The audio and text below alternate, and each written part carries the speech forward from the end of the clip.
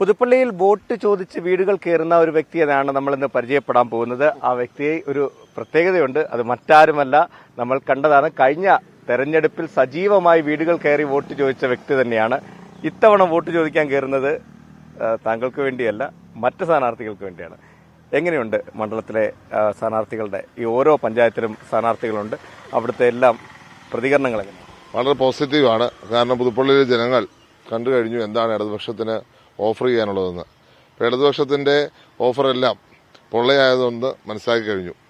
കഴിഞ്ഞ പ്രാവശ്യം ഞങ്ങൾക്ക് ഒരു പഞ്ചായത്ത് ജയിച്ചു, മറ്റൊരു പഞ്ചായത്ത് ജയിച്ചെങ്കിലും ഞങ്ങളുടെ സ്ഥാനാർത്ഥി SC സ്ഥാനാർത്ഥി ജയിക്കാത്തതുകൊണ്ട് സ്വതന്ത്ര സ്ഥാനാർത്ഥിയാണ് ഞങ്ങൾ പ്രസിഡന്റാക്കിയത്.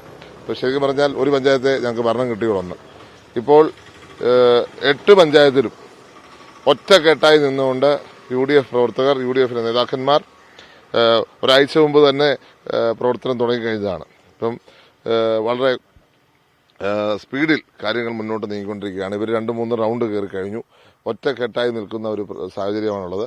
ഞങ്ങളുടെ വാർഡിലെ സ്ഥാനാർത്ഥി ഷിൻഡുവാണ്. അതുപോലെ ശാന്തി ചേച്ചി ഇവിടുത്തെ ബ്ലോക്ക് സ്ഥാനാർത്ഥി, അഭിലാഷാണ് ഞങ്ങളുടെ ജില്ലാ പഞ്ചായത്ത് സ്ഥാനാർത്ഥി. അപ്പോൾ ഈ പഞ്ചായത്ത് കഴിഞ്ഞ 5 വർഷം ഇടതുപക്ഷത്തിന്റെ ആയിരുന്നു.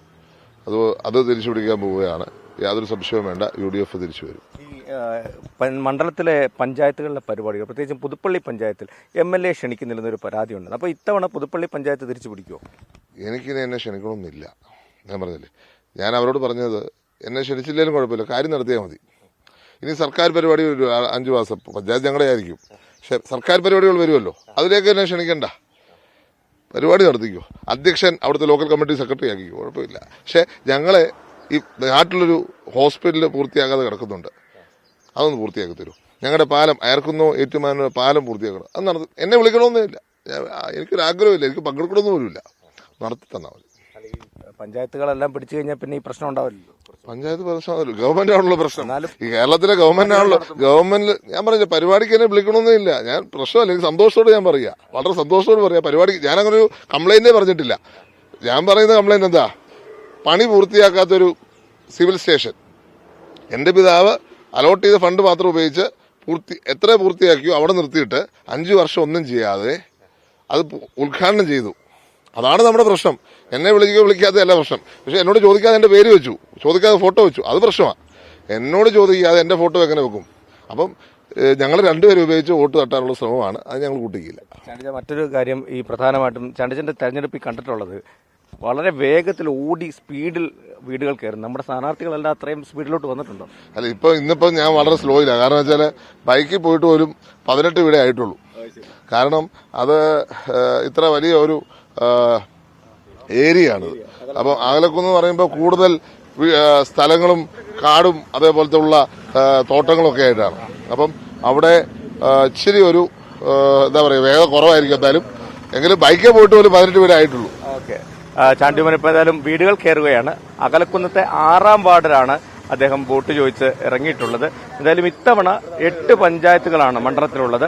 ആ 8 പഞ്ചായത്തുകളിലും ഭരണത്തിലെത്താൻ സാധിക്കുമെന്നുള്ളൊരു ആത്മവിശ്വാസമാണ് ചാണ്ടിയമ്മൻ നമ്മളോട് പങ്കുവച്ചിട്ടുള്ളത്. എന്തായാലും അദ്ദേഹത്തിന്റെ സ്ഥിരം ശൈലിയുണ്ട്, ഓടി ചാടി വീടുകൾ കയറി വോട്ട് ചോദിക്കുന്നത്. അതിനൊപ്പം മറ്റ് സ്ഥാനാർത്ഥികൾ കൂടി നിൽക്കുന്ന കാഴ്ചയാണ് നമുക്ക് കാണാൻ സാധിക്കുന്നത്. സ്ഥാനാർത്ഥികൾക്ക് മുന്നേ തന്നെ MLA എത്തി വോട്ട് ചോദിക്കുന്ന ദൃശ്യങ്ങളാണ് നമ്മൾ കണ്ടുകൊണ്ടിരിക്കുന്നത്. എന്തായാലും പുതുപ്പള്ളിയിൽ ഇത്തവണ ശക്തമായ തിരിച്ചുവരവ് നടത്താൻ സാധിക്കുമെന്നുള്ള ഒരു പ്രതീക്ഷയിൽ തന്നെയാണ് അവരുള്ളത്. ഈ സ്ഥാനാർത്ഥി നിർണയമൊക്കെ പ്രശ്നങ്ങളില്ലാതെ പരിഹരിച്ചു അല്ലേ?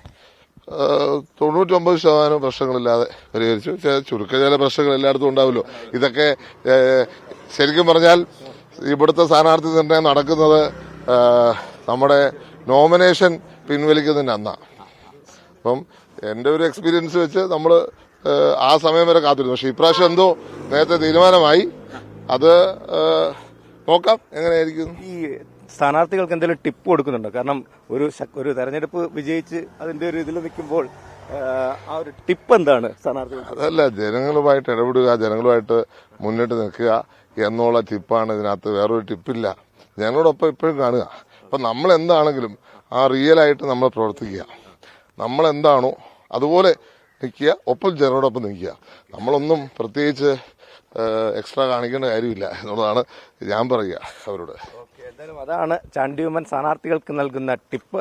എന്തായാലും ഇത്തവണ മികച്ച വിജയം പുതുപ്പള്ളി മണ്ഡലത്തിലുണ്ടാകും, ബാക്കിയുള്ള സീറ്റുകളിലും വിജയിക്കുമെന്ന് തന്നെയാണ് ചാണ്ടിയുമ്മൻ പറയുന്നത്.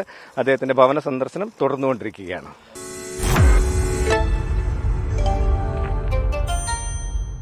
ലോകത്തെവിടെയായാലും ഏത് സമയത്തും 24 വാർത്തകളും ഓഗ്മെന്റഡ് റിയാലിറ്റി പാക്കേജുകളും എക്സ്പ്ലെയിനറുകളും വിശദമായി കാണാൻ ഞങ്ങളുടെ യൂട്യൂബ് ചാനൽ നിങ്ങൾക്ക് സബ്സ്ക്രൈബ് ചെയ്യാം.